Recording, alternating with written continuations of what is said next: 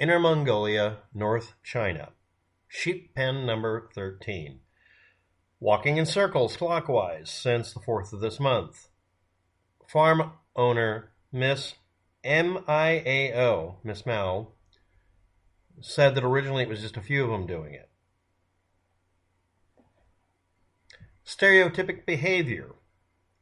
The Ideomotor phenomena. Ant mills or death spirals. And what are sheep notorious for doing? Let's go over it. A few of the members persist in doing any specific behavior. It doesn't matter which one it is. This is the reason a Judas goat can lead an entire crew of sheep, as long as it's seen as, at least for the moment, the leader. Even among sheep, a leader will form if there is enough stress. By the way, just insert all your sheeple jokes below. The members doing the most frustration and stress-relieving behavior will cause this behavior to be reinforced in the ones directly near them. Or as it is often said, if you have a 50-50 flip of a coin, you can still land on edge. These are all edge cases. When it comes to sheep, they bundle together and want to keep moving and eating. If they're not provided food to eat directly in front of them or below them, their literally their instinct is to keep moving in any random direction. Constant walking while in this pen with a limited range to move in with no other stimulus, a sameness to it all, would create at least some level of stress in them. The presumption about sheep not responding to stress, again, if you look on the internet, sheep are easily frightened and easily manipulated. But what if they have no one to direct them? Well, that's normal. And if you looked at actual sheep in the wild, they actually do exist, and other animals that herd together that deal with any form of stressor, they will bunch together from any form of stress and then pick at random a direction. Some animals scatter. Sheep don't do that normally. Now, this is being listed as stereotypic behavior by several websites, but I have another one for you. This is a side effect of a herd or group doing self-organized structural movement as a colony creature or as a group organism, if you will. Ants losing their pheromonal track or getting lost, if there's enough of them, will start following each other because they're based on following each other, period. There is no high-tech wizardry to ants. They're not really that smart.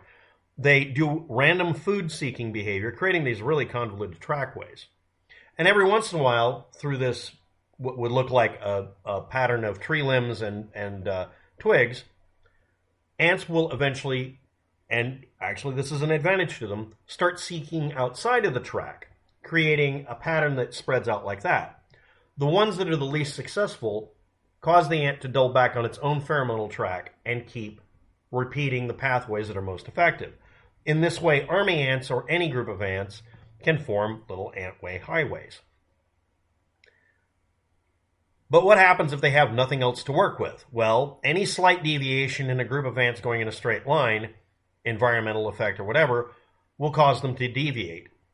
If they're all following each other, they end up start going in a circle. If you have ant mills in the real world, it must also happen in other animals that do similar behavior as a pattern of behavior or a stratagem to survive.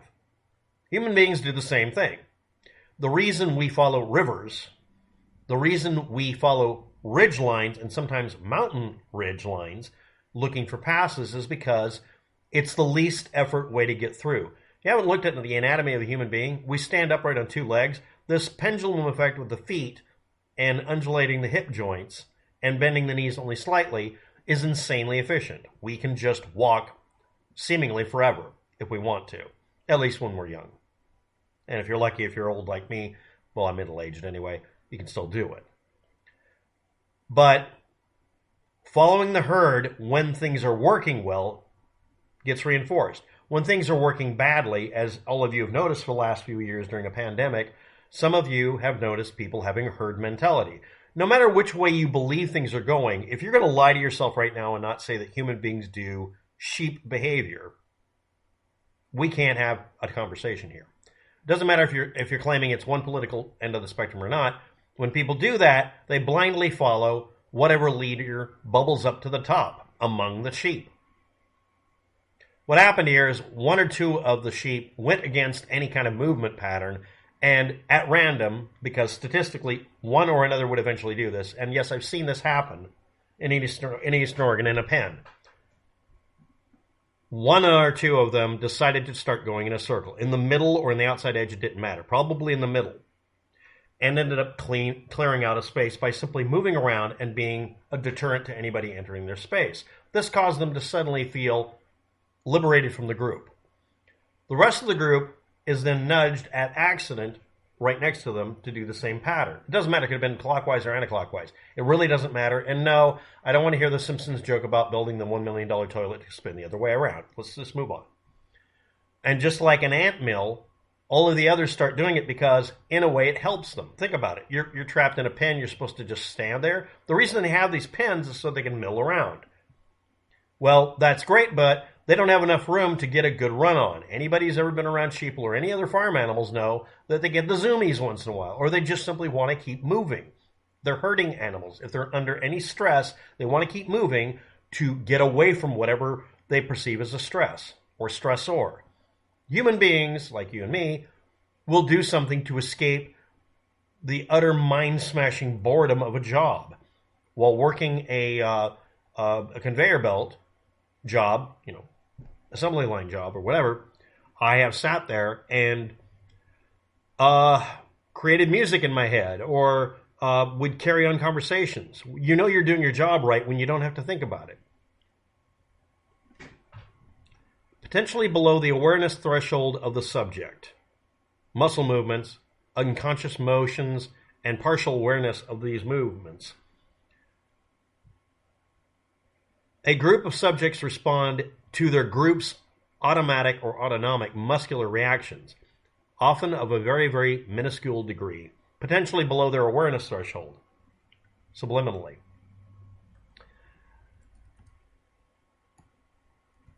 These subliminal unconscious motions and sensations cause them to do things as a group they wouldn't normally do. And now we get to the point where you're going to talk about what really sheeple is. It's not you're told to go do something medically necessary, or you're told because you're sheeple not to do it. And you don't want to think about it because you're under stress. Although that is part of this explanation. Both sides. It's that you're not even aware that you're creating a movement by accident. And because it's not rational, it's just based on moving with the flow, which a lot of us don't want to admit to. You then decide to create an explanation for it. If you play with a Ouija board, or just a neutral version of the same thing, it does this effect. You're all holding on to it. But each little movement you do makes you respond to the other movement. You can actually judge a person partially on what they would do under stress by them reacting to this seeming movement that's not supposed to happen. It's not held still because all of us have hands and arms that don't hold totally still. You can see that some of the nerve endings in my body, specifically in my right and left arm, that are actually damaged from being almost electrocuted, that the muscles are firing at random slightly, just very tiny.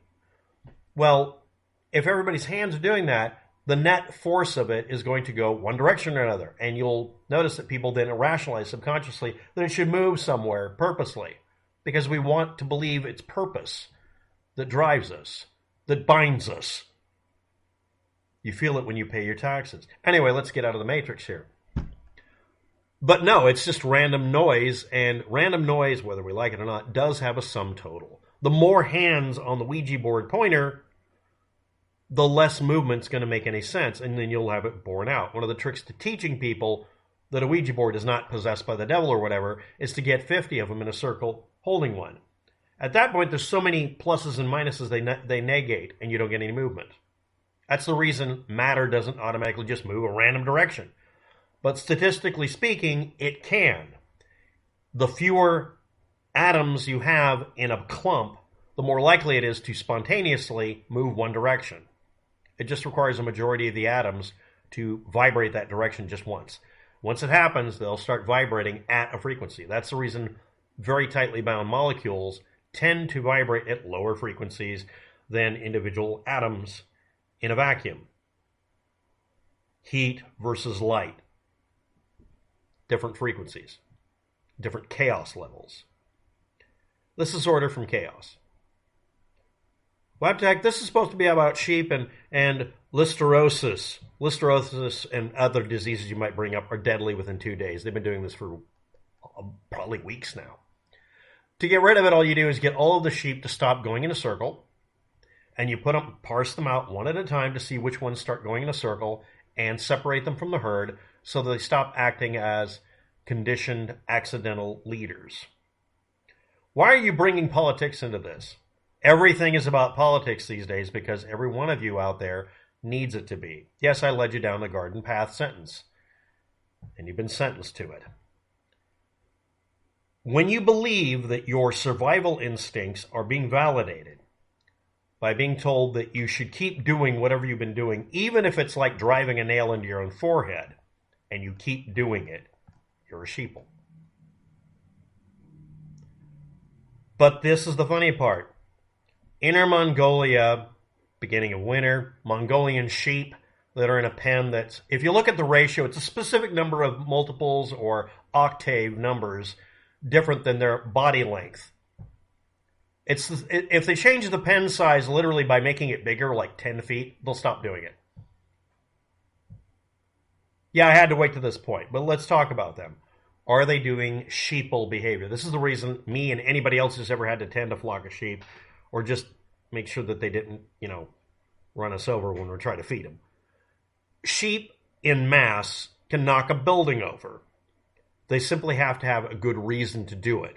The easiest way to do it is to scare them into do it. But the second easiest way to do it is to give them nothing better to do. You've all seen goats and sheep jump on things. Have you ever seen a bridge collapsed by sheep? Have you ever seen the input pen for the shearing building, because someone decided to build one that was raised, get beaten to crap by sheep? Baby, little itty bitty guys get up there and bouncy, bouncy, bouncy, got way too much energy, and then they start resonating it and collapse it. Took about 2 weeks to rebuild it. Not because they were mad at it, but because they had nothing better to do. We didn't give them anything to do. And they destroyed a fucking huge amount of equipment because they kept bouncing on it. But that's only goats. No, sheep will do it too. If you give a mass of individuals nothing better to do and absolutely bring them to the point that they're feeling stress that they can't identify because it's not a wolf behind them that drives the herd, when there's plenty of food and nothing to do, it's a lack of purpose that causes the stampede. Thanks for watching. Have a good day. Good luck.